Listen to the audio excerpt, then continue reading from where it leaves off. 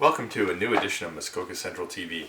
In this edition we're going to look at how I'm laying out a new industrial switching area, and some of the materials that I'm using, and also we're going to look at an inexpensive way to control Peco turnouts from the edge of your fascia rather than reaching in and changing them by hand or with the little uncoupling picks. But first, let's look at some trains running by.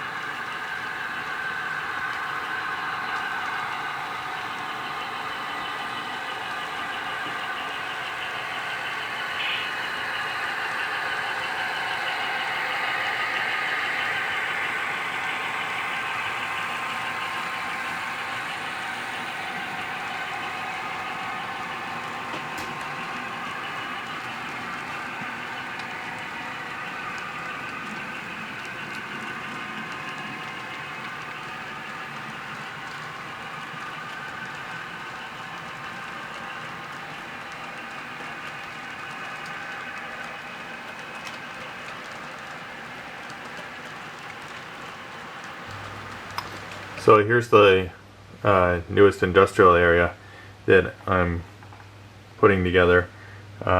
It's just located on I've done the grid work underneath.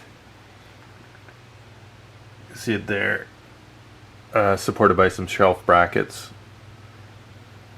and that's just 1x4 pine, I believe, in this case. And I put a piece of 1/2-inch OSB over top of it. I normally like to use plywood in this section over here. I've done a little extension, and I've used 5/8-inch good one side spruce ply to support the trackage, another little bracket to support it. And in this case I've used cork road bed. It's about 3/16-inch cork over top, and then put the traditional cork underlayment under the trackage where it's going to go. But over here I've used the 1/2-inch Crosslink foam over top as my underlayment, and I'll explain a little bit about that some more later. And what I like to do is I design it first on paper, get an idea of how I want the trackage to go, but I also use some structures that I've been playing around with. These are various structures I've just gotten at train shows, detailed up a little bit. This one I cut in half and laid it out approximately how I want it to go, and then I go to my box of turnouts that I've acquired over the years, and most of these are Peco turnouts. Some of these are Atlas, but I don't think I like these, and I'm going to replace those. But most of them are Pecos, code 83, and I've laid them out and start playing with the configuration a little bit. So the one on paper isn't exactly what I want to do, but I'll put the turnouts on the benchwork and draw some center lines where the tracks can go, and play with it from there to get my final configuration. So you can see there's two different industries that are going to be switched.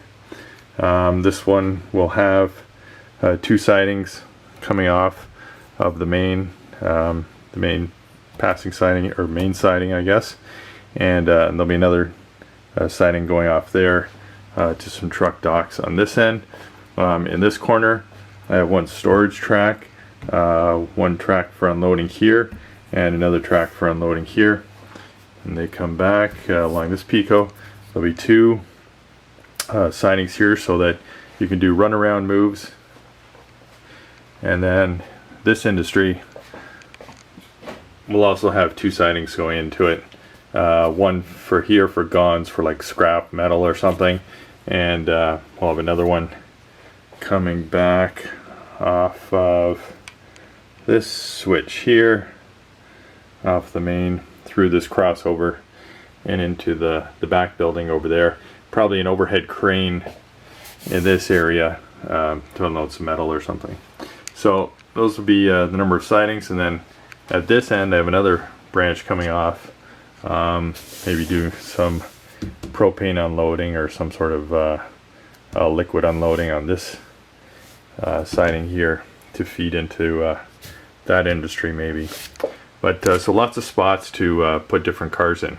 So let's look now at how I plan to wire up this Peco switch.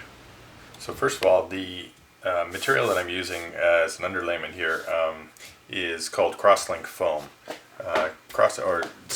Some people, it's similar to an EVA foam that some people use for arts and crafts. I use Crosslink foam in my business. We do automotive packaging, and it's very dense foam. It doesn't absorb water. It's closed cell foam. I'll have a link for where you can get Crosslink foam on the internet, where you can order it. It comes in a lot of different thicknesses. It's extruded similar to the polystyrene foam, which is readily available for insulation in building centers. This foam board is 1/2 inch thick, and this Crosslink foam that I'm using here is also 1/2 inch thick. You can use either one in this application as an underlayment and sound deadening in place of in place of cork. But in this case, it's very smooth. I just glued it down with some white glue to a 1/2 inch. In this case, I'm using OSB, but I prefer to use like a 1/2 inch or thicker piece of plywood as underlayment. But with this on top, the foam on top, no water is going to soak through and get into the OSB, so it's protecting it pretty well. So I've glued down 1/2 inch layer of this foam, and now I want to control the Peco turnouts that we've laid out in the industrial switching area. So I've marked where this particular turnout is going to go, and right underneath where the throw bar is, the hole for the throw bar, I've cut a groove into the foam. Very simple. I just marked it out and took an X-Acto knife and just cut right into the foam, and then just pried it up with a screwdriver, so it created a channel in the actual foam. Now you can do that, the same thing I've done in other areas of my layout where I use polystyrene. I just cut a groove into the polystyrene and used a foam cutter or just an X-Acto knife to cut the groove in. So now that I have the groove in there and I know the cross, I've marked out where the center line for the track is going to be. I want to be able to move the throw bar about 1/8 inch in either direction. So I'm using a piece of 1/8 inch tubing. This one's from Evergreen. So Evergreen scale models, comes in long lengths. Pretty cheap actually for the amount you get. This is number 424 1/8 inch tube, and all I do is lay that in the groove about 1/4 inch from the center line where the track's going to be, and I would just cut it off here at the edge of the fascia. So I already have a piece in there, so basically just cut the tubing off, and let's see, I'll do one here. That's going to be marked right there. Cuts quite easily. So we have a piece of the 1/8 inch tube, and now I have a piece of piano wire. This is about 0.46 piano wire, and you'll see it fits perfectly inside the 1/8 inch tube and slides really nicely. And so I'm just going to do that, and we're going to get a pair of pliers. Okay, I have I have some heavy duty pliers here, and all we're going to do is take the piano wire and put a 90-degree bend into it, probably about 3/4 of an inch, 5/8 to 3/4. Bends real nicely with the strong pliers. You want to get that as close to 90 as you can. That's pretty good there. Now all we got to do is lay that in the channel. Okay, and put the 90-degree bend on the center line, and then we're going to leave about I'd say 1 inch sticking out. 7/8 to 1 inch.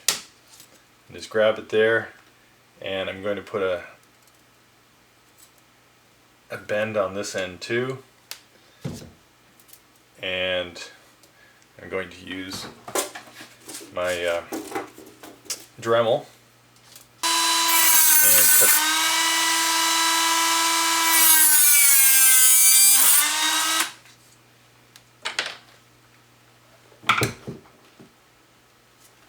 Okay, so now there's a little bend on that. It's probably too long. I got this wooden knobs from a craft store. You want the bend small enough that you can get the wooden knob onto the end of the piano wire. That actually fits okay. So then I would just take some caulking, any kind of latex caulk, or probably some Walther's goo or any kind of adhesive. Lay a bead into the channel. Stay a good 1/2 inch back from the ends of the plastic tube when you're putting the glue in there, and then just lay that right in the so that the white the white tubing should be flush with the where the fascia is going to go, and leave this sticking out at the end of the wire, and just let that set up right in the channel. Like I see, I already have one here set up, and that's my wire sticking out. And after I put the fascia on, now the fascia, when you put that on the front of it, okay, now this would be your fascia. I'm going to take this piece of fascia, mark out where the channel has to go, or where this is sticking out, and just cut a little slot into, and it only has to be about 1/8 inch wide, the slot going into the edge of the fascia. And if the fascia is going up that high to where the top of the foam is, you only have to cut down about 1/2 inch into the top of the fascia, and then you put the fascia on. Then we're going to go back, put some 5-minute epoxy into these knobs, and just put them on the end of the rod, and there you go. And that's going to set up on the end of that piano wire, and you'll be able to move the end of the wire back and forth over top of the Peco. So let's put this. Now the 046 piano wire fits perfectly in the end of the Peco switch, or into the throw bar, and it'll allow you to throw the Peco from the end of the fascia, from the edge of the fascia.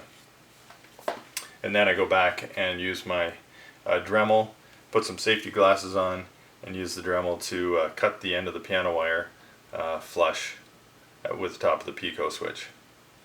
So that's how I do that. And let's look at a completed one on the other side of my layout that's already been seen. That's why they had a great year. And I think the interesting thing is, he said, I'm going to put my guys in a situation so when the postseason comes, there's no surprises.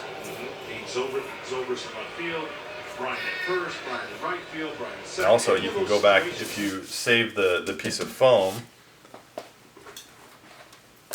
I just cut, this is a piece of foam that, this may not be the exact one, but similar. It's a piece of foam that I cut out of the channel.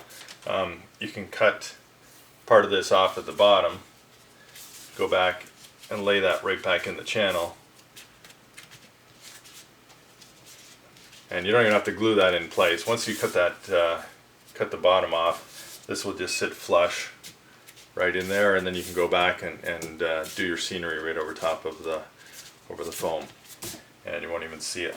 The other good thing about Crosslink foam is that it makes a very good substitute for concrete or asphalt roads. I've used it in other places. Asphalt roads, you can just weather this up.